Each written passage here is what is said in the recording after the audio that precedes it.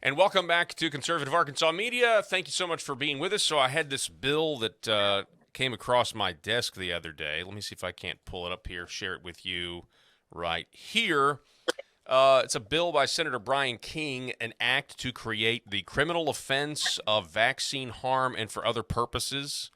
So I reached out to Senator Bryan King, asked him to come on to talk about this bill, and he joins us now. Senator Bryan King, first of all, it's great to see you. Thank you so much for being with us. Hey, good to be back talking to you, Paul, and getting interviewed, man. Yeah, it is. All right, so what can you tell us about this bill? What is, what's the purpose of it? What's the motivation behind it?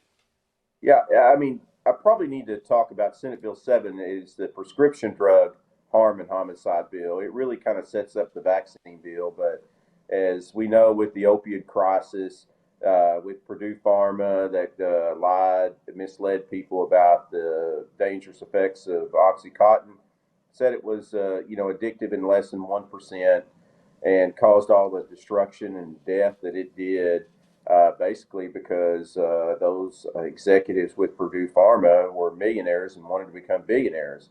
So they lied and misled people, got people hooked on OxyContin. We know the destruction on it. So basically, it follows Senate Bill 8 with the vaccine, follows Senate Bill 7, and just basically saying that if you're a executive with a drug company and you knowingly mislead people, omit evidence that causes them harm, you could be criminally charged, no different than a street drug dealer or a country drug dealer. I mean, I think it's a great idea. And, what's interesting right now, we're broadcasting on, we pre-record these segments, but they get put out on Facebook and YouTube and things like that. And so when I was going to have you on to talk about anything to do with vaccines, obviously, this video could get censored just because the public, they don't, all these people are shills for big pharma, right? Everything, big tech. And over the last 3 years, I think we've all come to be very suspicious of big pharma. They don't necessarily have our best interest at heart a lot of times, right? Right, that's exactly right. And I mean, they're down here in the halls with hiring lobbyists and paying big money to fight this bill. In fact, one of the big pharma reps said, "Well, Brian, there's laws already that can deal with this." And I'm like, "Well, why are you spending so much money, time, and effort to fight this one if it's no big deal?" So, Okay, so to be clear, the first bill, which was SB 7, it didn't deal with vaccines. It just dealt with um, you know, far, prescription drugs. prescription drugs. Okay, now this one's Right. saying, look, if you knowingly, and we've seen this. I mean, we've had there's been court documents nationally that the judge orders, I think, Pfizer to release their data on vaccines, specifically the COVID one, and then they fight to release. They don't want the data to go out there. So would a bill like this, potentially put on the books? Like now, the state has a law to where, we can go after people if they are putting a vaccine out there that then harms others, because there's all this talk out there about immunity, that big pharma companies have immunity from their vaccines. There's nothing that we can do if we get lied to and we get duped and we take something that then harms us. Yeah, I mean, the civil penalties part was put in by Congress, I think wrongly, because if you see in the OxyContin case, the civil penalties that we're seeing now, the only way that we're being able to do anything major that can treat what the damages were caused by that.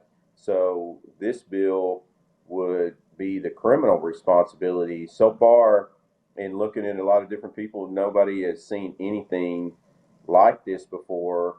I think it's even been tweeted. It's the first of its kind in the nation. Wow. And basically, like I said, if we see dangerous effects of the vaccine and go to look into things, then possibly if the drug executives lied, misled people, now if they didn't lie, mislead people about the effects, then they have, it'd be very hard to prosecute. But if they did, as with the Purdue Pharma case and OxyContin, well, then they need to be criminally held responsible.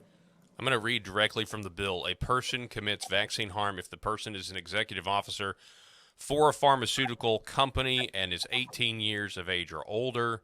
The person introduces a vaccine produced by the pharmaceutical company into the market. The person knowingly hides, conceals, omits, or otherwise withholds evidence, documentation, or information that the vaccine has dangerous effects.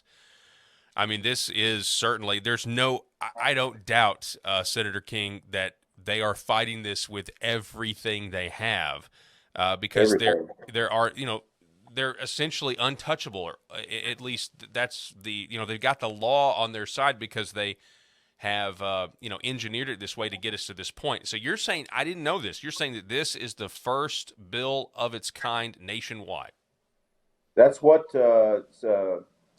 David Horowitz tweeted that. I mean, there's some others have said things. They have not seen anything yet that shows this. It seems to be the only thing out there that I see that could possibly, be any type of accountability since Congress gave immunity to the big drug companies. Wow.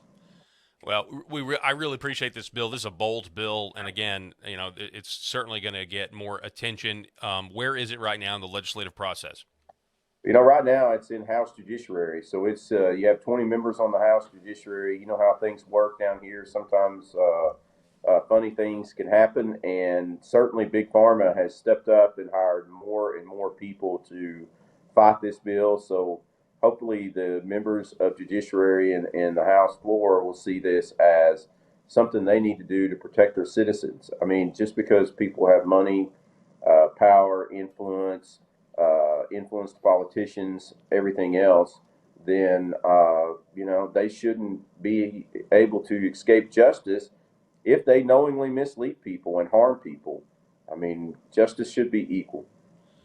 This bill is so huge because the mainstream media narrative, the global narrative that you hear, is that anybody that says that a vaccine may not be good for you is a crazy kook. So even referencing a scenario. Now, I know the bill is not talking about any specific vaccine, right? And again, we have to be No. careful because we're on Facebook.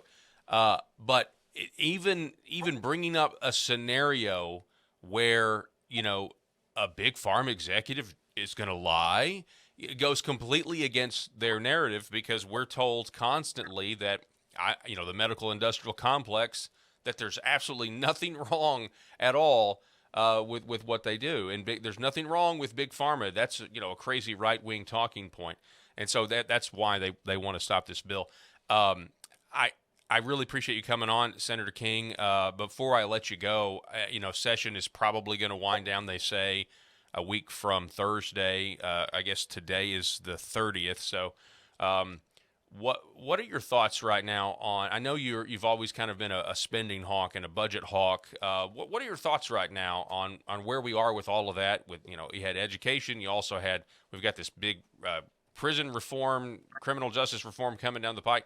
What are your thoughts right now in general on the session and the budget specifically?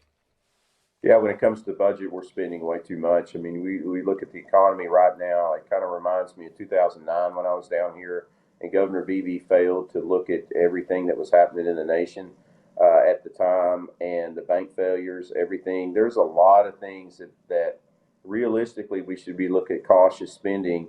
That's just not happening. I mean, they're spending. I mean, the prison bill, which we need accountability in that. I tried to tackle that in 2007, and of course, Asa Hutchinson fought that.